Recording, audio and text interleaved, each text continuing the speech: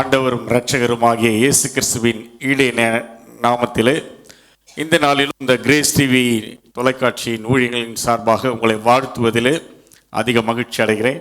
ஆண்டவர் நம்மோடு கூட பேசும்படியாக ஆண்டவருடைய கரத்தில் நம்மை தாழ்த்தி ஒப்பு கொடுப்போம். ஆண்டவர் நம்மோடு பேசுகிற தெய்வம். ஆண்டவருடைய வார்த்தைகள் வல்லமுள்ள வார்த்தைகள். ஆண்டவரே, அந்த வார்த்தைகள் என்னோடு கூட பேசிட்டோன்னு சொல்லி உண்மையான மனதோடு கூட இந்த நேரத்தில் நீங்கள் காத்திருப்பீர்கள்னு சொன்னால் ஆண்டவர் கண்டிப்பாக உங்களோடு கூட பேசுவார். கண்களை மூடி ஆண்டவரை நோக்கி நாம் பிரார்த்தனை செய்வோம்.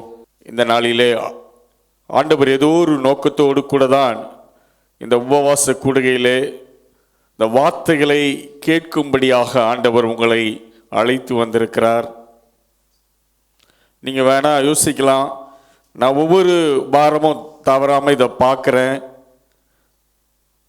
எவ்வளோ மெசேஜ் நான் கேட்டிருக்கிறேன், அதுலேயும் இது ஒன்றுன்னு சொல்லி நீங்கள் யோசிக்கலாம்.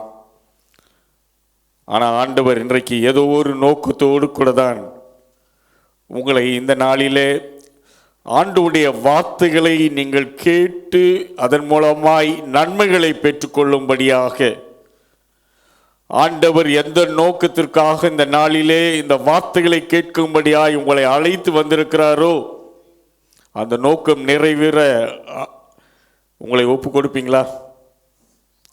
வாஞ்ச உள்ள ஆத்துமா தான் திருப்தியாகும் சொல்லி வேதத்தில் வாசிக்கிறோம். ஆண்டவரே, என்னோடு கூட நீங்கள் பேசுங்கப்பா. நீர் பேசலைன்னா இந்த அரை மணி நேரம் எனக்கு வேஸ்ட்டாக போயிடும். ஆனால் நீங்கள் பேசினீங்கன்னா என்னுடைய ஆவிக்குரிய வாழ்க்கைக்கு இது பிரயோஜனமாக இருக்கும். ஆண்டவரே, நான் என்ன செய்யணும்னு சொல்லி உங்களை ஆண்டவருடைய சமூகத்தில் ஒப்பு கொடுப்பீங்களா? தயவுசெய்து செய்தி கொடுக்குற என்னை பார்க்காங்க, என்னிடத்துல ஒன்றுமே இல்லை, ஆனால் ஆண்டவருடைய வார்த்தைகள் வல்லமுள்ள வார்த்தைகள். உங்களுக்கு என்ன தேவைன்னு சொல்லி அவருக்கு தான் தெரியும். ஆண்டவரே, என்னுடைய தேவைகளை அறிந்த தேவன், எனக்கு உங்களுடைய வார்த்தையினாலே என்னை போஷியும் சொல்லி உண்மையாக கேட்பீங்களா? ஆண்டவர் உங்களோடு பேசும்போது ஆண்டவரே சொல்லும் அடியேன் கேட்கிறேன்னு சொல்லி நீங்கள் கீழ்ப்படி ஒப்பு கொடுப்பீங்கன்னா ஆண்டவர் தம்முடைய சித்தத்தை உங்களை நிறைவேற்ற வல்லமுள்ள தேவனாக இருக்கிறார். கர்த்தாவே, என்னுடைய வாயின் வார்த்தைகளும் இந்த வார்த்தைகளை கேட்கிற அனைவருடைய உள்ளத்தினருடைய காரியங்களும் உங்களுடைய சமூகத்திலே பிரீதியாக இருப்பதாக. ஆமேன். அல்லேலூயா. எல்லாம் சந்தோஷமா இருக்கீங்களா? இப்படி கேட்டிங்கன்னா என்ன சொல்கிறது? நிறைய தேவையோடு இருக்கிறோம். ஆண்டவர் ஏதாவது செய்ய மாட்டாரான்னு சொல்லி யோசித்து கொண்டு இருக்கிறோம் நினைக்கிறீங்களா? ஆண்டவருடைய சமூகத்தில் வரும்பொழுதெல்லாம் ஆனந்த களிப்பு உண்டுன்னு சொல்லி வேதவசனம் திட்டமாய் சொல்லுகிறது. நீங்கள் யோசித்து பார்த்தீங்கன்னா நம்ம அந்த அரை மணி நேரம் மறந்து போய் ஆண்டவருடைய வார்த்தைகளை கேட்கும்போது நம்முடைய கவலைகள் எல்லாம் மறந்துட்டு நம்ம இருப்போம்ல. ஆண்டவருடைய சமூகத்தில் வரும்பொழுது ஆனந்த களிப்பு கண்டிப்பாக உண்டு. இந்த நாளில் உங்களுடைய ஆவிக்குரிய வாழ்க்கைக்கு பிரயோஜனமாக இருக்கும்படியாக தேர்ந்து கொள்ளப்பட்ட வேத பகுதி ஏசாயா 45 அதிகாரம் 2 வசனம். ஏசாயா 45 2 வசனம் எடுத்தவர் வாசிக்கலாம். நான் உனக்கு முன்னே போய் கோணலானவைகளை செவ்வையாக்குவேன். நான் உனக்கே முன்னே போய் கோணலானவைகளை செவ்வையாக்குவேன் என்று கடவுள் கொடுக்கிற ஒரு வாக்கு. இன்னைக்கு நிறைய வாக்கு தத்தங்கள் நம்ம வேதத்தில் நம்மளுக்கு கொடுக்கப்பட்டிருக்கிறது. வாக்கு தத்தங்கள்லாம் கிறிஸ்து இயேசுவுக்குள் ஆம் என்றும் ஆமேன் என்றும் இருக்கிறதுன்னு சொல்லி சொல்லப்பட்டிருக்கிறது. நம்ம ஒவ்வொரு ஆண்டும் அல்லது பல்வேறு நிலைகளிலே இப்படிப்பட்ட வாக்கு தத்தங்களை நாம் கேட்கிறோம். ஆனால் அந்த வாக்கு தத்தங்கள்லாம் நம்முடைய வாழ்விலே நிறைவேறுகிறதா சொல்லி நம்ம யோசித்து பார்க்க அழைக்கப்படுகிறோம். நிறைய காரியங்கள் இல்லை அப்படின்னு சொல்லி நம்ம சொல்லுவோம். காரணம் யார் தெரியுமா? நம்ம தான். ஏன் தெரியுமா? அந்த வாக்கு தத்தங்கள் அது உண்மை உள்ளதான். வாக்கு கொடுத்திருக்கிறவர் வாக்கு மாறாதவர். அவர் கொடுத்ததை நிறைவேற்ற வல்லமுள்ள தேவன் சொல்லி வேதவசனம் சொல்கிறது. ஸோ அதில் எந்த மாற்று கருத்தும் கிடையாது. ஆனால் நான் அந்த வாக்கு தத்தங்கள் என்னுடைய பலிக்கலைன்னா ஏதோ ஒரு காரணம், தவறான காரியம் இருக்குல்ல, அதை நம்ம யோசித்து பார்க்க அழைக்கப்படுகிறோம். அந்த வாக்கு தத்தத்தை நமக்கென்று நம்ம சுதந்திரமாக்கி கொள்ளுறதே கிடையாது. உள்ள நிறைய சாட்சிகளை நான் கேட்டிருக்கிறேன். ஆண்டவர் கொடுத்த அந்த வாக்குத்தத்தத்தை நிறைவேற்றுவதற்கு ஆண்டவருடைய சமூகத்தில் காத்திருந்து அது நிறைவேறும் வரைக்கும் விடாம பிடித்து நிறைய பேர் அந்த வாக்குத்தத்தத்தை சுதந்திரித்து கொண்டதை அநேக சாட்சிகள் மூலமாய் நம்ம கேள்விப்பட்டிருக்கிறோம். கிறிஸ்துக்குள்ள அறிவானவர்களே, இந்த வாக்குத்தத்தம் உங்களுக்கு எனக்கு சொந்தமாகணும்னா ஆண்டவர் கொடுத்த வாக்குத்தத்தத்தை நிறைவேற்ற வல்லமுள்ளன்னு சொல்லி விடாப்படியாக அவரை பிடித்து கொள்ள வேண்டும். எல்லாருடைய வாழ்க்கையிலும் பல்வேறு பிரச்சனைகள் இருக்கும்ல. நம்ம முதல்ல பார்ப்போம்னா நம்ம எதிர்காலத்தை குறித்த பெரிய கேள்வி இல்லை.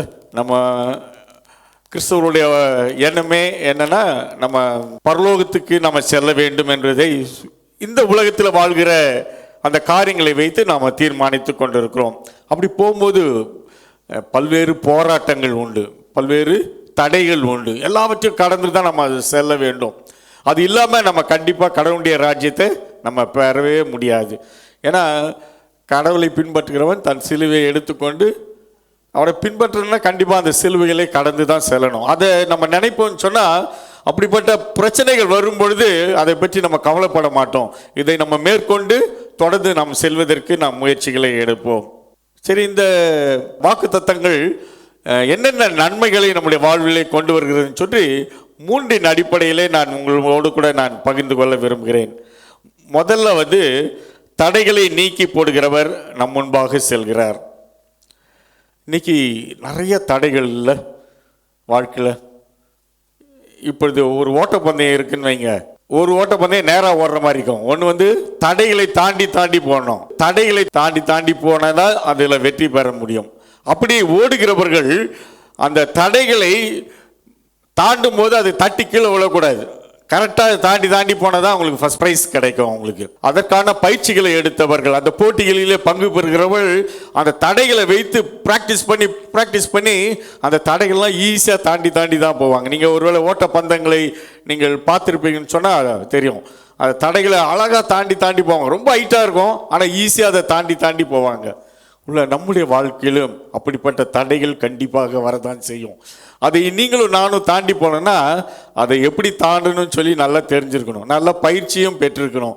அப்போ தான் நம்ம தாண்டி சென்று அந்த காரியங்களை நம்ம மேற்கொண்டு நம்ம முன்பாக நம்ம செல்ல முடியும். ஒருவேளை நம்முடைய இஸ்ரவேல் ஜனங்களை வேதத்தின் அடிப்படையில் நம்ம பார்ப்போம்னு சொன்னால், இஸ்ரவேல் ஜனங்கள் வனாந்திரத்தில் ஏற்பட்ட பயணத்தை நாம் அறிந்திருக்கிறோம். கானானை நோக்கி பிரயாணம் பண்ணுகிறார்கள். எவ்வளோ தடைகள் இல்லை அவங்களுக்கு. செங்கடல் அவர் முன்பாக வந்தது. ஒரு யோசிச்சு பாருங்களேன், ஒரு கடல் முன்னால் இருந்துச்சுன்னா அதை கிராஸ் பண்ணி போகிறதுக்கு முடியறதுக்கு வாய்ப்பே கிடையாது. வேற என்ன அட்வான்ஸ் சயின்டிஃபிக் இது வந்தால் கூட வாய்ப்பே கிடையாது. அது கடலில் அவ்வளோ தூரத்துக்கு நம்ம அதை பெனிட்ரேட் பண்ணி போகவே முடியாது. ஆனால் ஆண்டவர் என்ன அருமையாக அந்த கடலை ரெண்டத்தையும் பிளந்து வெட்டாந்தரையில் நடந்து போக பண்ணினார் அப்படின்னு சொல்லி வேதவசனம் சொல்கிறது. அதெல்லாம் யோசிச்சு பாருங்களேன். அப்பேற்பட்ட தேவன் இன்னைக்கு உங்களுடைய என்னுடைய வாழ்க்கையில் இருக்கிற தடைகளை அவர் நீக்குவது ரொம்ப லேசான காரியம். நம்ம அதை தான் யோசிக்கணும். ஒரு சின்னது வந்துட்டாலே அப்படியே சோர்ந்து போய் உட்காந்துடுறோம்ல, ஐயோ இதை எப்படியெல்லாம் நம்ம தாண்டி போகிறோம்னு சொல்லி. ஒருவேளை நம்ம இதை யோசித்து பார்ப்போம் என்று சொன்னால், இஸ்ரவேல் மக்களுக்கு செங்கடலை கடந்து போக பண்ணின அந்த நிகழ்ச்சியை நம்ம யோசித்து பார்ப்போம்னு சொன்னால் கண்டிப்பாக நம்ம ஈஸியாக இந்த ஹேடல்ஸை நம்ம தாண்டி வர முடியும். அது மட்டும் இல்லை, யோர்தான் நதி அவளுக்கு தடையாக இருந்தது, ஆண்டவர் அதையும் கடக்க பண்ணினார். எரிகோ மதில் அவர்களுக்கு தடையாக இருந்துச்சு. எரிகோ மதில் ஏற்கனவே நான் சொல்லியிருக்கேன் நான் மெசேஜில். எரிகோ கோட்டெல்லாம் சாதாரண இது இல்லை, அதெல்லாம் இடிக்க பண்ணவே முடியாது. ஆனால் ஆண்டவர் ரொம்ப ஈஸியாக பண்ணார் பாருங்கள். ஒருவேளை நான் நினச்சேன் ஒரு மேனுவலாக அதை இடித்து இவங்க எல்லாம் தள்ளணும்னா எத்தனை மாதம் ஆகிருக்கும், எவ்வளோ கஷ்டப்பட்டுருப்பாங்க. ஆனால் ஒன்றுமே பண்ணல. 6 நாள் சுற்றி வந்தாங்க, 7வது நாள் சுற்றி எக்காலத்தில் ஊதினாங்க. அந்த எரிகோ மதில் தகர்ந்து போனதுன்னு சொல்லி வேதத்தில் வாசிக்கிறோம். எரிகோ மதில் போன்ற உங்களுடைய வாழ்க்கையில் என்னுடைய வாழ்க்கையில் பிரச்சனைகள் வரும் பொழுது அதை நம்ம யோசித்து பார்ப்போம்னு சொன்னால், எப்பேற்பட்ட பிரச்சனையாக இருந்தாலும் அந்த தடைகளாக இருந்தாலும் ஆண்டவர் நம்மை அதிலிருந்து விடுவிக்க வல்லவராக இருக்கிறார். நிறைய காரியங்களை பார்க்கலாம். முதல்ல இந்த தடைகளை உண்டு பண்ணுகிறவன் பிசாசானவன். நம்ம கிறிஸ்தவர்களுக்கு அதை குறித்து தெளிவான அறிவு இருக்குமானால் நம்ம ஈஸியாக அதை நம்ம மேற்கொள்ள முடியும். நிறைய பேர் பிரச்சனை வருதுன்னொன்னே ஏதோ வருது, எல்லாருக்கும் வருது, நம்மளுக்கும் வருது அப்படின்னு நினைக்கிறோம். ஆனால் நீங்கள் நம்முடைய கிறிஸ்தவருடைய நம்பிக்கை நம்ம ஆண்டவரை நோக்கி நம்ம பயணம் பண்ணி கொண்டு இருக்கிறோம். அது பிசாசானவனுக்கு பிடிக்கவே பிடிக்காது. அதை எப்படியாவது தடை பண்ணணும், அதனுடைய நோக்கமே அதான். அந்த நோக்கத்தை நம்ம அறிந்து கொண்டோம்னு சொன்னால் அந்த தடைகளை அவன் கொண்டு வரான்னா அதை தகர்க்கிறவர், இல்லாட்டி அதிலிருந்து நம்ம மேற்கொள்ள உதவி செய்கிறவர் ஆண்டவர் ஒருவர்னு சொல்லி அறிந்து நம்ம செயல்படுவோம்னு சொன்னால் பிசாசானவன் கொண்டு வருகிற தடை என்னவா இருந்தாலும் ஈஸியாக நம்ம ஓவர்லுக் பண்ணலாம். ஒருவேளை நீங்கள் ஆதாம் ஏவாளுடைய வாழ்க்கையில் நம்ம பார்க்கலாம். ஏவாளுடைய வாழ்க்கையில் அப்படி தானே பிசாசானவன் கொண்டு வந்தான். நான் யோசித்து பார்த்தேன், அந்த தோட்டத்தில் மாலை வேளையில் குளிர்ச்சியான வேளையில் ஆண்டவரோடு உலாவினார்கள் அப்படின்னு சொல்லி போடப்பட்டுருந்துச்சு. நான் ஊட்டி கொடைக்கானல் அங்கெல்லாம் போகும்போதெல்லாம் யோசித்து பார்ப்பேன், அந்த கார்டன்ஸில் அந்த ஈவினிங் நேரத்தில் அந்த குளிர்ச்சியான வேலைன்னா அவ்வளோ நல்லாயிருக்கும். இன்றைக்கி மக்கள் அதில் தான் கூடி இருக்கிறாங்களே. அப்பேற்பட்ட அருமையான வேலையை பார்த்தேன். ஐயோ, கடவுளோட இவ்வளோ ஜாலியாக இருக்காங்களே, எப்படியாவது அவங்கள தடை பண்ணணும்னு நினச்சேன். ஆனால் அன்னைக்கு ஏவாளுக்கு அந்த பட்ட எண்ணம் அவங்களுக்கு இல்லாமல் போயிடுச்சு. பிசாசானவன் கொண்டு வருகிறான் என்ற தந்திரத்தை அவங்க அறிந்து கொள்ளாமல் இருந்தாங்க. ஈஸியாக அதுலேருந்து பிரிச்சுட்டாங்க. கடைசியில் பார்த்தீங்கன்னா தங்களுடைய நெத்தி வேர்வை நிலத்தில் விழுந்து அவங்க பாடுபட வேண்டிய நிலைமை பாருங்க. எப்பேற்பட்ட நிலையிலிருந்து எப்பேற்பட்ட நிலைமைக்கு கீழ் நிலைமைக்கு வந்துட்டாங்க பார்த்தீங்களா. அந்த தடையை உண்டு பண்ணுகிறவன் சாத்தான். அதை நம்ம அறிந்து கொள்வோம் என்று சொன்னால் அந்த தடைகளை நீக்கி போடுகிறவரை நம்ம சார்ந்து கொள்ளும் பொழுது அதிலிருந்து நம்ம பெரிய விடுதலையை நம்ம பெற முடியும். அதுக்கு நிறைய காரியங்கள் சொல்லலாம். பேதுருடைய வாழ்க்கையில சொல்லல. பேதுரு அருமையான சீஷர்ல ஒருவன், ஆண்டவருடைய சீஷர்ல. அவன் பாருங்க, கடைசியில் 3 முறை ஆண்டவரை மறுதலிச்சிட்டான். சாத்தானவன் கொண்டு வருகிற காரியங்கள் இருந்த 3 முறை மறுதலிச்சோடனே அது மறுதலிச்சுட்டு ஐயோ மறுதலிச்சுட்டுனா அப்படியே போயில்ல. அவன் அதற்காக மனங்கசந்து அழுந்த பிறகு ஆண்டவர் அதிலிருந்து ஒரு பெரிய விடுதலையை தருகிறார். அதன் பின்பாக அவன் தொடர்ந்து ஆண்டோடைய பணிகளை செய்கிறான்னு சொல்லி நம்ம பார்க்குறோம். இயேசு கிறிஸ்துவும் அப்படிதான் இல்லை. இயேசு கிறிஸ்து 40 நாள் உபவாசம் இருந்துட்டு வந்துட்டாரு. வந்தவுடனே சாத்தானவன் பார்த்தான், ஐயோ இவர் இவ்வளோ இதாக வர்றாரு, இவருக்கு எதாவது தடையை கொண்டு பண்ணு சொல்லி 3 முறை அவருக்கு அந்த சோதனையை கொண்டு வருகிறான். ஆனால் அவர் எல்லாவற்றையும் வேத வசனத்தை கொண்டே அவர் முறியடிக்கிறதை பார்க்கிறோம். கிறிஸ்துவுக்குள் பிரியமானவர்களே, இன்னைக்கு ஆவிக்குரிய வாழ்க்கையிலே நீங்களும் நானும் முன்னேறாதபடிக்கு பிசாசானவன் கொண்டு வருகிற தந்திரங்கள் எந்த காரியமாக இருந்தாலும் சரி, சுகவீனமாக இருந்தாலும் சரி, மற்ற எதிர்ப்புகள் எதாக இருந்தாலும் ஆண்டவரை நம்ம சார்ந்து கொள்ளும் பொழுது அந்த தடைகளை நம்ம மேற்கொள்ள முடியும். இதை தான் நம்ம அதிகமாய் நம்ம அறிந்து கொண்டோம் என்று சொன்னால் இலகுவாக நம்ம அதிலிருந்து விடுதலை பெற முடியும். ஒரு ஊழியக்காரர் ஒருவர் இருந்தார். அவர் ஆண்டுடைய வார்த்தைகளை வளமையாய் பிரசங்கித்தார். எனவே வெளிநாடுகளிலிருந்து அவரை அழைப்பார்கள். அவர் ஒரு நாள் வெளிநாடுகளுக்கு செல்வதற்கான விசா அவருக்கு கொடுக்கப்பட்டது. அவர் கிளம்பி அந்த நாட்டுக்கு போய் இறங்கி அந்த ஏர்போர்ட்டில் இறங்கிட்டார். ஆனால் ஏர்போர்ட்டில் என்ன ஆச்சுன்னா, இமிகிரேஷன் அப்போ ப்ராப்ளம் வந்துச்சு. விசாவில் உன்னுடைய இதில் பாஸ்போர்ட் நம்பர் தப்பாக இருக்கிறது, ஆனால் இந்த கண்ட்ரிக்குள்ளே உங்களை அலோவ் பண்ண முடியாது, ஆனால் உங்களுடைய நாட்டிற்கு இந்தியாவுக்கே நீங்கள் திரும்பி போகணும்னு சொல்லி அவருக்கு சொல்லப்பட்டது. அவருக்கு ரொம்ப வருத்தமாயிடுச்சு. இவரை அழைத்திருந்தவர்கள் எல்லாம் வெளியே ஏர்போர்ட்டில் காத்திருந்தார்கள். அவருக்கு செய்திகள் சென்றது. உடனே அவங்க என்ன பண்ணாங்க, எப்படியோ ஆளெல்லாம் பிடிச்சி ஒரு நாள் மட்டும் அதே ஏர்போர்ட்டில் இருக்கிற ஹோட்டலில் அவரை தங்க வைத்து விட்டு இவருக்கான பணிகள் எப்படி இதை சரி செய்யலாம்னு சொல்லி ஒரு குழுவாக ஜெபிக்க ஆரம்பித்தார்கள். இன்னொரு செயல்பட ஆரம்பித்தார்கள். அன்றைக்கி நைட்டு அவர் அந்த ஹோட்டலில் தங்கியிருக்கார். அவர் தங்கியிருக்கும் பொழுது பிசாசானவன் அவருடைய ரூம்ல அவரை பார்த்து சிரித்து சொன்னானா, பார்த்தியா நீ இந்த நாட்டில் நீ பிரசங்கம் பண்ணலான்னு வந்த, ஆண்டோடைய வார்த்தையை சொல்லலான்னு சொல்லி நான் எப்படி தடுத்துட்டேன் பார்த்தியா அப்படின்னு சொல்லி ஏளனமாய் அவரை பார்த்து சிரிச்சானா.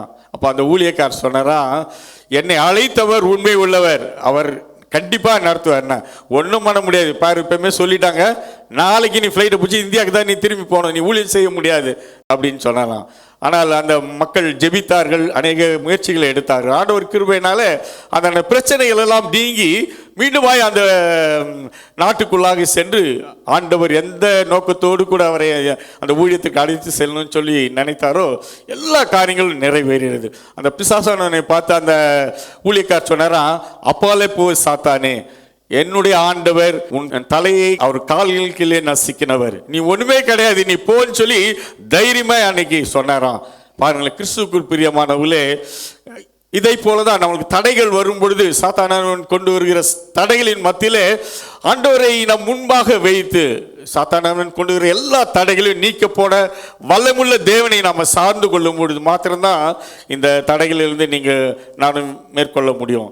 கிறிஸ்துக்குள் பிரியமானவர்களே, இன்னைக்கு நம்முடைய வாழ்க்கையிலும் எல்லாருடைய வாழ்க்கையிலும் அந்த தடைகள் இருக்கிறதா? கண்டிப்பாக இருக்கும்.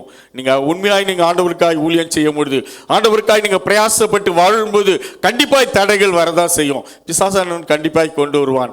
ஆனால் அவற்றிலிருந்து நம்மை விடுதலையாக்க உண்மை உள்ள தேவன் ஒருத்தர் இருக்கிறார் என்பதை நம்ம அறிந்து கொள்ள வேணும். ஏன்னா அவர் நமக்கு முன்பாக அவர் செல்கிறார். ரெண்டாவது காரியம், அவர் கோணனாளவுகளை செவ்வையாக்குகிற முன்னே செல்கிறார் என்பதை நம்ம அறிந்து கொள்ள வேண்டியது அவசியம். ஒரு சில நாட்களுக்கு முன்பாக ஒரு செய்தித்தாளை பார்க்கும்போது அந்த செய்தித்தாளில் இப்படி போடப்பட்டிருந்தது, ரயில்வே துறையிலிருந்து உயர் அதிகாரிகளையும் அழைத்து ஒரு மீட்டிங் போட்டாங்க.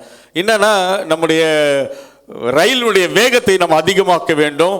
இப்போ ஃபாரின்லாம் எவ்வளோ ஃபாஸ்ட்டாக போகுது, நம்முடைய தேசத்தில் அப்படி பண்ணணும்னு சொல்லி அவர்கள் ஒரு மீட்டிங் போட்டாங்க. அப்போ மீட்டிங் போடும்போது நிறைய பேர் அதற்கான சஜஷன்ஸ் சொன்னாங்க. அப்போ ஒரு சிலர் முக்கியப்படுத்தின காரியம் என்னென்னா, நம்முடைய ட்ராக்லாம் வந்து சில இடத்துலலாம் நிறைய பெட் ஆகி போகுது, அதெல்லாம் நீங்கள் சீக்கிரம் நேர்படுத்திட்டிங்கன்னா நம்ம ஃபாஸ்ட்டாக போகலான்னு சொல்லி இந்த ஆலோசனைகள் ஏற்றுக்கொள்ளப்பட்டது. எங்கெல்லாம் அந்த ட்ராக்லாம் அப்படி பெண்டாகி திரும்பி போகிறதோ எல்லா இடத்துலையும் நேராக ஆக்கிட்டாங்க. அதுக்கப்புறம் அந்த வண்டியின் வேகத்தை அதிகரித்தார்கள். இப்போ 5 மணி நேரத்தில் போகிற வண்டி இப்போ 4 மணி நேரத்தில் அந்த இடத்த போய் ரீச் ஆக முடிஞ்சு. பாருங்களேன், கோணனாளவுகளை செவ்வை ஆக்குற. ஒருவேளை நம்ம ஹைவேஸில் பார்த்தீங்கன்னா, இப்போ கூட நம்முடைய செங்கல்பட்டு காஞ்சிபுரம் ரோடை அகலப்படுத்தினாங்க. ஆத்தூர் பகுதியில் ஒரு இடத்துல ரொம்ப பெண்டு இருக்கும், இப்படி வளைஞ்சு அப்படி போகும். எல்லாத்தையும் இப்போ நேரம் ஆக்கிட்டாங்க, ரொம்ப ஃபாஸ்ட்டாக நம்ம போக முடியும். ஒருவேளை உலகப்பிரகமான இப்படிப்பட்ட அந்த தடைகள் அல்லது இந்த கோணலாளர்களை செவ்வையாக்கும் பொழுது எல்லாம் சரியாக்குதுன்னா, நம்முடைய வாழ்வில் இருக்கிற அந்த கோணலானவர்களை செவ்வையாக்க வல்லமுள்ள தேவனை நம்ம நோக்கி பார்க்கிறோமா? ஆண்டவர் அதான் சொன்னார், எல்லாருடைய வாழ்க்கையில் அப்படிப்பட்ட கோணலானவைகள் வரதான் செய்யும், இருக்கதான் செய்யும். ஆனால் அவைகளை செவ்வைப்படுத்துகிற தேவனை நம்ம நோக்கி பார்க்க அழைக்கப்படுகிறோம். இன்னைக்கு நம்ம சந்திரமோகன் அவர்கள் சொன்ன ஒரு சாட்சியை கூட நான் இதோடு கூட நான் ஒப்பிடலான்னு சொல்லி நான் யோசிக்கிறேன். அந்த மான் இதை சொன்னார்ல, 4 பக்கமும் எல்லா தடையும் வந்துடுச்சு, இதுக்கப்புறம் வழியே கிடையாது. ஆனால் பாருங்கள், ஆண்டவர் எப்படி ஞானத்தை தந்தார். நம்ம செய்ய வேண்டிய கடமைகளை மாத்திரம் நம்ம செய்யணும். அவர் செய்கிறத அவர் கண்டிப்பாக செய்வார் அப்படின்னு சொல்லி அந்த இது அதுலேருந்து அழகாக 4 இதுலேருந்தும் விடுதலை கிடைச்சி. 4 பக்கம்னா அதுக்கப்புறம் சான்ஸே கிடையாது, வழியே இல்லை. ஒரு பக்கம் ஏதாவது வழி இருந்தால் கூட ஓடிடலாம் நம்ம. ஆனால் 4 பக்கமும் இருந்தாலும் கூட அவற்றையும் மாற்ற முடியும், அந்த தடைகளையும் மாற்ற முடிய வல்லமுள்ள தேவன் நம்மிடத்தில் இருக்கிறார் என்ற அந்த நம்பிக்கையோடு கூட நம்ம கடந்து செல்வோம்னு சொன்னால் ஆண்டவர் நமக்கு உதவி செய்வார். ஒருவேளை ஜபரானிக்காக சொன்ன சாட்சியை கூட நான் யோசித்து பார்த்தேன். இல்லை, அவங்களுக்கு தடை வந்துச்சு, அவங்க கோயம்புத்தூர் போகணும் குறிப்பிட்ட நேரத்தில்.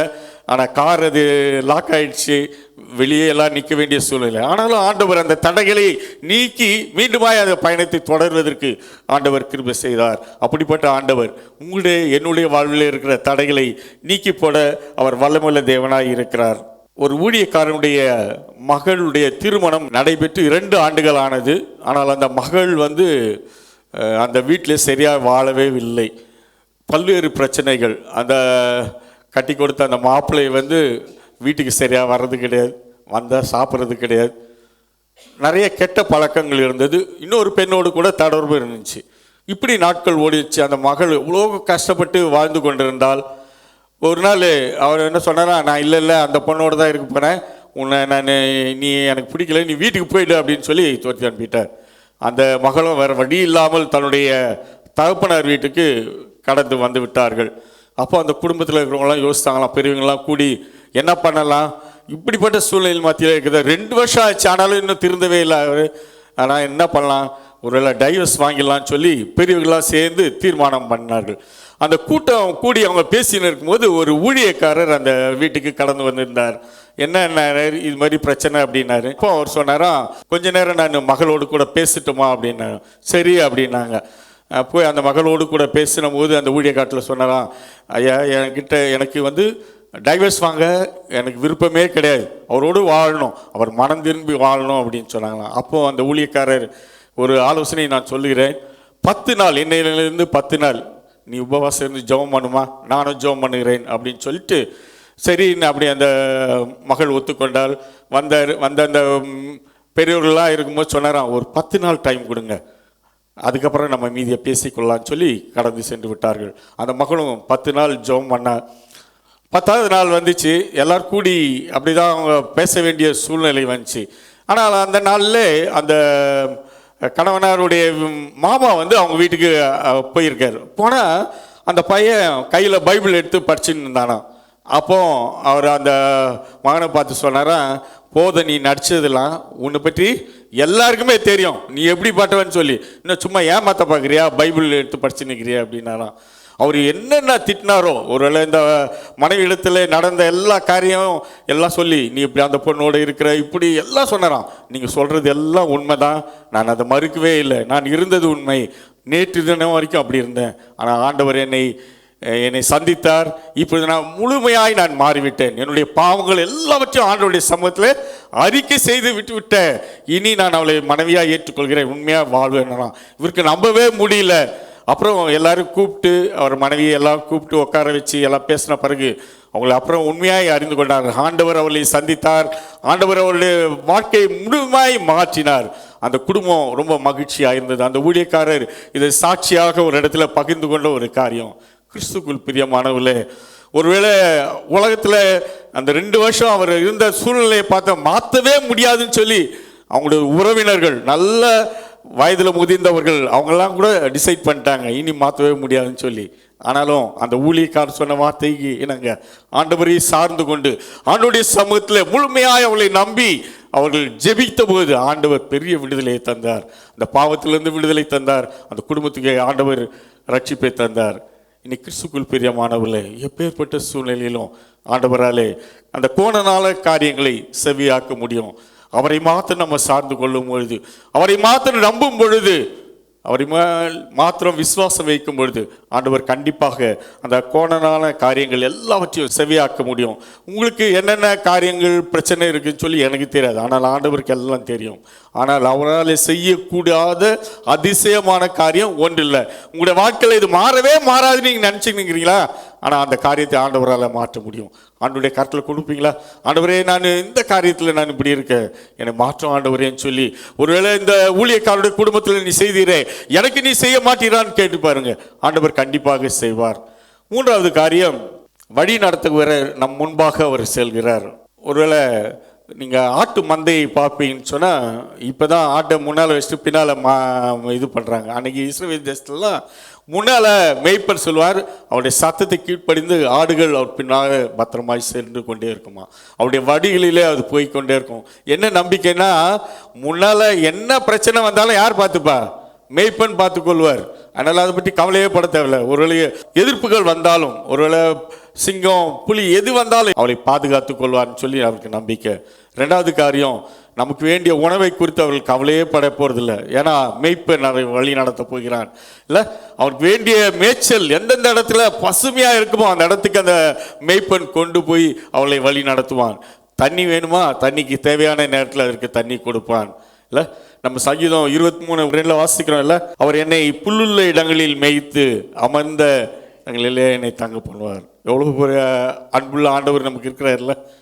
ஒருவேளை அவரை நம்பி அவரை தொடர்ந்து பின் செல்ல நம்ம ஆயத்தமாக இருக்கிறோமா?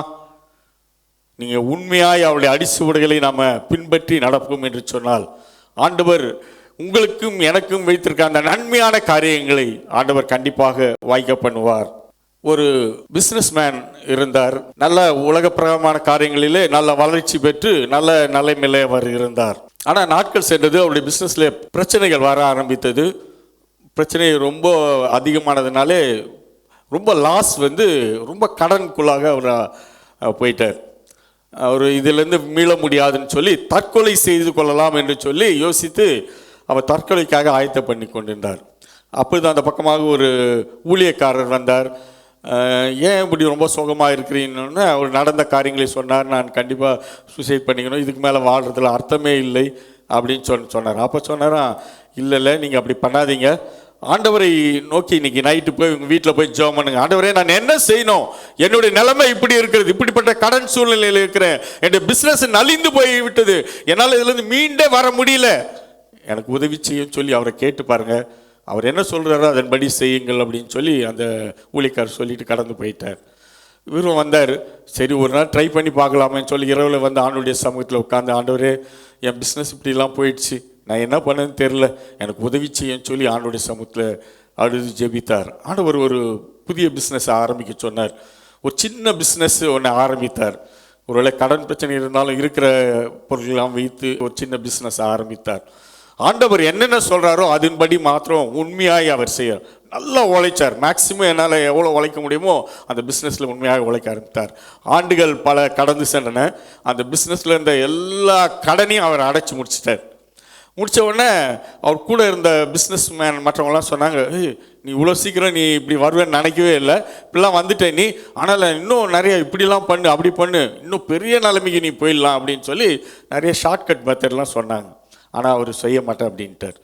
அவன் சொன்னார், உனக்கு பிழைக்க தெரில, நீ எவ்வளோ கஷ்டத்தில் இருந்த, இப்போ இப்படிலாம் ஆகிட்ட இல்லை, நீ இன்னும் இது மாதிரி பண்ணால் எங்கேயோ போயிடலாம், நீ எல்லாரும் உன்னை பாராட்டுவாங்கன்னு சொன்னாராம். அவர் ஒன்றும் அதுக்கு பதிலே சொல்லலை. அவர் ஆனால் ஆண்டவர் என்ன சொன்னாரோ அவர் சொன்ன மாதிரி மாற்றம் அவர் அந்த பிஸ்னஸ் நடத்த ஆரம்பித்தார். நாட்கள் கடந்தோடின. சில வருடங்களுக்கு பின்பாக அவர் பெரிய கோடீஸ்வரராக மாறிவிட்டார். ஆனால் இவருக்கு அட்வைஸ் பண்ணாங்களே அவங்க ஃப்ரெண்ட்ஸ் எல்லாமே அவங்களோட பிஸ்னஸ் எல்லாம் நடிஞ்சு போயிடுச்சு. இவரை மாத்திரம் ஆண்டவர் அவரை பத்திரமாக உயர்த்தி வைத்திருந்தார். அப்போ அவங்கெல்லாம் பழைய பிஸ்னஸ் ஃப்ரெண்ட்ஸ் எல்லாம் ஒன்றா சேர்க்கும் போது அவங்களாம் பேசி கொண்டாங்களாம். அப்போ சொன்னாங்களாம், நாங்கள்லாம் உணவோடு நாங்கள் ஷார்ட்கட்டில் போய் இப்படிலாம் சம்பாதிக்கணும்னு சொல்லி நிறைய முயற்சி பண்ணி ஸ்பீடாக போனோம். ஆனால் இன்றைக்கி எங்களுடைய நிலைமை இப்படி இருக்கிறது. ஆனால் நீ நாங்கள் சொன்னபொழுது இல்லை ஆண்டவர் என்ன சொல்கிறாரோ அதன்படி தான் போவேன்னு சொல்லி கரெக்டாக அந்த இதில் போனேன். நீ இன்றைக்கி இந்த சூழ்நிலையில் நீ மாத்திரம் இன்றைக்கி நல்ல நிலைமையில் இருக்கிற, எங்களுடைய நிலைமை எப்படி இருக்குதுன்னு சொல்லி மற்ற நண்பர்கள் பகிர்ந்து கொண்டாங்களாம். கிறிஸ்துவுக்குள் அன்பானவர்களே, ஒருவேளை அன்னைக்கு அந்த பிஸ்னஸ் மேனுக்கு உதவி செய்த ஆண்டவர் இல்லை, ஒன்றுமே இல்லை அவருக்கு, அவ்வளோதான் தற்கொலை தான் பண்ணணும், வேறு வழியே கிடையாதுன்னு சொன்னால் அப்படிப்பட்ட நபருக்கு ஆண்டவர் உதவி செய்ய வல்லமை உள்ள தேவனாக இருந்தார்னா உங்களுக்கு எனக்கு செய்ய மாட்டாரா? ஒருவேளை உங்களுடைய பிரச்சனை என்னன்னு சொல்லி எனக்கு தெரியாது, ஆனால் ஆண்டவருக்கு எல்லாம் தெரியும். என்ன மாதிரி பிரச்சனையாக இருந்தாலும் சரி, இது முடியவே முடியாது, உலகத்தில் இப்படி தான், இதுக்கு மேலே வழியே கிடையாதுன்னு சொல்லி நீங்கள் நினச்சா கூட அவற்றையும் மாற்ற உள்ள தேவன். ஆண்டவருடைய கருத்தில் உங்களை ஒப்பு கொடுப்பீங்களா? உண்மையாய் ஆண்டவரே, என்னுடைய சூழ்நிலைகள் இப்படி இருக்கிறது, நான் உலகப்புறமான காரியங்கள் இது பாசிபிளே இல்லை சொல்லி எல்லாரும் சொல்லிட்டாங்க, எனக்கும் தெரியாது, ஆனால் உம்மால முடியும் ஆண்டவரே, ஏன்னா நீ சர்வ வல்லமுள்ள தேவன், உம்மால கூடாத காரியம் ஒன்றில்லைன்னு சொல்லி நீங்கள் உண்மையாய் அறிக்கை செய்து அவரை மாத்திரம் நம்ம நம்பிக்கொண்டு இருப்போம் என்று சொன்னால் ஆண்டவர் பெரிய காரியங்களை செய்ய அவர் வல்லமுள்ள தேவனாய் இருக்கிறார். என்னை பின்பற்றுகிறவன் இருளில் நடவாமல் ஒளியில் இருக்கிறான்னு சொல்லி வேதவசனம் சொல்கிறது. நம்ம ஒளியிலே வாழ்வதற்காக அழைக்கப்பட்ட பிள்ளைகள். எனவே நம்ம அதை உணர்ந்தவளாக ஆண்டவர் இன்னைக்கு கொடுத்த அந்த வாக்கு தத்தத்தை நீங்கள் நான் சுதந்திரித்துக் கொள்வோமா? நான் உனக்கு முன்னே போய் கோணனானவர்களை செவையாக்குவேன் என்று சொல்லி அன்னைக்கு சொன்ன அந்த ஏசாயா தீர்க்கதரிசியிலே மூலமாய் சொல்லப்பட்ட அந்த வாக்கு தத்தம் இன்றைக்கு உங்களுடைய எனக்கு சொந்தமாக்க வேண்டும் என்று சொன்னால் 3 காரியங்களை நீங்கள் மனதில் நீங்கள் வைத்துக் கொள்ள வேண்டும். தடைகளை நீக்கி போடுகிற தேவன் உங்கள் முன்பாக என் முன்பாக கடந்து சென்று கொண்டு இருக்கிறார். அதை நாம் உணர்ந்து கொள்வோம் என்று சொன்னால் என்ன தடை இருந்தாலும் நீங்களும் நான் கவலைப்பட வேண்டியதே இல்லை, நம்ம முன்பாக சென்று கொண்டே இருக்கலாம். ஏன்னால் தடைகளை நீக்கி போடுகிறவர் எல்லாவற்றையும் அழகாய் மாற்ற வல்லமுள்ள தேவன். 2வது காரியம், கோணலானவர்களை செவையாக்குகிறவர். கோணலான பாதைகள் எப்படிப்பட்டதாக இருந்தாலும் செவையாக்கி நேர்வழியிலே நடத்த அவரால் மாத்திரம் முடியும். நீங்கள் உங்களுடைய பலத்தையோ உங்களுடைய ஞானத்தையோ நீங்கள் சார்ந்து கொள்ளும்போது அதை நம்ம செய்யவே முடியாது. உலகப்பிரமான மனிதர்களை நம்பும் பொழுதும் அதை நம்ம செய்யவே முடியாது. ஆனால் எல்லாவற்றையும் செய்ய வல்லமுள்ள தேவனை நாம் சார்ந்து கொள்ளும் பொழுது ஆண்டவர் கண்டிப்பாக அப்படி செய்ய வல்லமுள்ள தேவன். 3வது காரியம், வழி நடத்துகிறவர் நம் முன்பாக செல்கிறார்.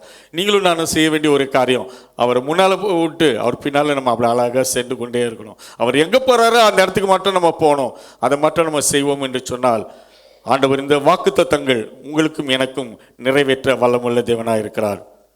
கிறிஸ்துக்குள் பிரியமானவர்களே, இதை உணர்ந்தவளாக இந்த நாளில் ஆண்டவர் கொடுத்த அந்த வாக்குத்தத்தத்தை நீங்களும் நானும் சுதந்திரித்துக் கொள்வோமா? கண்களை மூடி ஆண்டவருடைய சமூகத்தில் நம்ம அர்ப்பணிப்போம். எங்கள் அன்புள்ள ஆண்டவரே, இந்த உபவாச கூடுகைக்காக நன்றியோடு துதிக்கிறோம், ஸ்தோத்திரிக்கிறோம். இந்த நாளில் எங்களோடு கூட நீர் பேசினதற்காக நமக்கு நன்றி செலுத்துகிறோம் ராஜா. நீர் பேசுகிற தெய்வம் கர்த்தாவே, நீர் சர்வ வல்லமுள்ள தெய்வம் சொல்லி இன்னைக்கு வேதத்தில் வாசித்தோமே கர்த்தாவே. நான் உனக்கு முன்னே போய் நான் எல்லாம் சேவையாக்குவேன் சொல்லி எங்களுக்கு வாக்குறுத்த தேவன், நீ வாக்கு மாறாதவராக எங்களோடு கூட இருக்கிறதற்காக நமக்கு நன்றி செலுத்துகிறோம் ராஜா. இந்த நாளில் யாரெல்லாம் செய்தி கேட்டாங்களோ, யாருடைய வாழ்க்கையில் இப்படிப்பட்ட சூழலின் மத்தியில் கடந்து வந்திருக்கிறார்களோ, எல்லாரையும் உங்களுடைய அன்பின் கரங்களுக்குள்ளாய், உங்களுடைய பாதுகாக்கும் கரங்களுக்குள்ளாய், தடைகளை நீக்கி போடுகிறவராய் உங்களுடைய கரத்தில் கொடுக்கிற ராஜா, நீர் எங்கள் முன்பாக கடந்து செல்வதற்காக உமக்கு நன்றி செலுத்துகிறோம். கர்த்தாவே, நீர் உடைய வார்த்தையின்படியே கர்த்தாவே நீர் வார்த்தையை உறுதிப்படுத்தினதற்காக ஸ்தோத்திரம் ராஜா. தடைகள் எல்லாம் நீர் நீக்கி போடுகிறவர், எங்கள் முன்பாக நீர் கடந்து செல்லு, எல்லாவற்றையும் செவையாக்கிறபடினாலே உம்மை நன்றியோடு துதிக்கிறோம், ஸ்தோத்திரிக்கிறோம் ராஜா. அருமையானது கேட்டிருந்த எல்லா மக்களும் உங்களுடைய கரங்களிலே கொடுக்கலாம். அவங்களோட வாழ்க்கையில் என்னென்ன தடைகள், என்னென்ன பிரச்சனைகள் இருக்குன்னு எனக்கு தெரியாது ராஜா. ஆனால் எல்லாவற்றையும் அறிந்த தேவன், நீர் மாற்ற வல்லமுள்ள தேவன். யாரெல்லாம் மேல விசுவாசம் வைத்து உங்களுடைய வார்த்தையின்படியே எனக்கு உதவி செய்யணும்னு கேட்குறாங்களோ, எல்லாருக்கும் நீர் உதவி செய்யும் ஆண்டவரே. எங்களுக்கு உதவி செய்ய வல்லமுள்ள தேவன் கர்த்தாவே. நீர் அதை விரும்புகிற மனதுருக்கத்தின் தேவன் கர்த்தாவே. நாங்கள் இப்படிப்பட்ட சூழ்நிலையில இருப்பதை நீ விரும்புகிறதில்லை கர்த்தாவே. நாங்கள் தொடர்ந்து எல்லா தடைகளையும் நீக்கி சாதாரண கொண்டு வருகிற எல்லா தடைகளையும் நாங்கள் தாண்டி ஓடணும்னு சொல்லி விரும்புகிறீர் கர்த்தாவே. ஓடுவதற்கு எங்களுக்கு பலன் தாங்க, ஞானம் தாங்க, கிருபை தாங்க ராஜா. ஒவ்வொருவரோடு கூட நீர் பேசினதற்காக நன்றி. உங்களுடைய வார்த்தையின்படியே தடைகளை நீக்கப்படுவதற்காக உமக்கு நன்றி செலுத்துகிறோம் ராஜா. நீர் எல்லாவற்றையும் கோணளவை எல்லாம் சரியாக்கினதற்காக நன்றி ராஜா. உண்மையே அவங்க சார்ந்து கொண்டதற்காக உமக்கு நன்றி செலுத்துகிறோம் ராஜா. உங்களுடைய கரத்தில் தான் நாங்கள் தாழ்த்தி ஒப்படைக்கிறோம் ராஜா. கர்த்தாவை நீர் பொறுப்பெடுத்துக் கொள்ளும், நீ மகிமைப்படும் கர்த்தாவே. உங்களுடைய வார்த்தை கனம் பண்ணினதற்காக ஸ்தோத்திரம் கர்த்தாவே. அவளை நீர் பலப்படுத்தினதற்காக ஸ்தோத்திரம். உங்களுடைய வார்த்தைகளை எங்களை உயிர்ப்பிப்பதற்காக ஸ்தோத்திரம் ராஜா. வல்லமுள்ள வார்த்தைகளுக்காக ஸ்தோத்திரம். அப்படியே செய்கிறதற்காக உமக்கு நன்றி செலுத்துகிறோம் ராஜா. சகல துதி கன மகிமை உமக்கே செலுத்துகிறோம். மீட்பர் இயேசுவின் மூலம் ஜெபம் கேளும் நல்ல பிதாவே. ஆமென். ஆமென். அல்லேலூயா. அல்லேலூயா.